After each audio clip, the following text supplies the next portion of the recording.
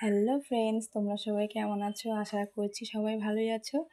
তো দেখো আমি বসে বসে খই বাচ্ছি, কারণ দুদিন পরে হচ্ছে আমাদের ভাই ছাতু, মানে সেটা হচ্ছে চৈত্র মাসের সংক্রান্তির দিন আমরা ভাইকে ছাতু দিই। তো সেই কারণেই আমি মোয়া বানাবো, খই পাক দেবো, চিড়ের নাড়ু বানাবো, এসব তৈরি করব। তো যদিও আমার দাদা এবার আসতে পারবে না আমাদের বাড়িতে, তবু আমরা আর কি এসব তৈরি করব নিজেদের জন্যই।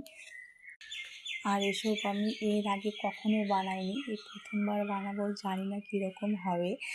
আর যখন আমি বানাচ্ছিলাম, মানে গুড় পাক দিচ্ছিলাম, তখন আমার মায়ের কথা ভীষণ মনে পড়ছিল, কারণ বিয়ের আগে দেখতাম মা এসব বানাতো, আর তখন শুধু দেখতাম, মাকে অল্প অল্প করে হেল্প করতাম, সেখান থেকেই শেখা। তো তারপরে আমি যখন এগুলো বানালাম, তো দেখি না ভালোই হয়েছে, প্রথমবার হিসেবে অনেক ভালো ভাবতেই। আর এসব তো একা একা বানানো যায় না। আমার ঠিক যখন মুড়িটা পাক এসে গেছে, তখন আমি আমার বরকে ডেকে নিই। তো আমি আর আমার বর মিলে মোয়াগুলো বানিয়ে ফেলি।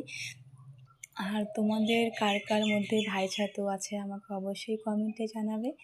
আমাদের তো আছে, আমাদের মধ্যে আমরা ভাইকে ফোঁটা দেই না, আমাদের মধ্যে ভাই ফোঁটা নেই।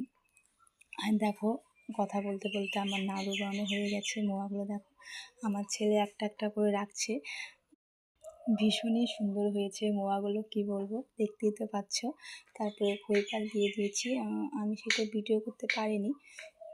আর দেখো কড়াইয়ের কি অবস্থা, এগুলো গরম গরম না তুললে এগুলো উঠতেই চায় না। তারপরে আমার মনে পড়ে, হ্যাঁ আমি তো ছাতুই ভাজিনি। তারপরে আমি ছাতুটাও রেডি করে নিলাম, সবার শেষে ছাতু রেডি করেছি। আর তোমাদের ভিডিওটা কীরকম লাগলো আমাকে অবশ্যই কমেন্টে জানাবে, ঠিক আছে? আর প্লিজ এই দেখো আমাদের রেডি কত কি মিষ্টি, দই, চিড়ে, মুড়ি, খই, নাড়ু, এসব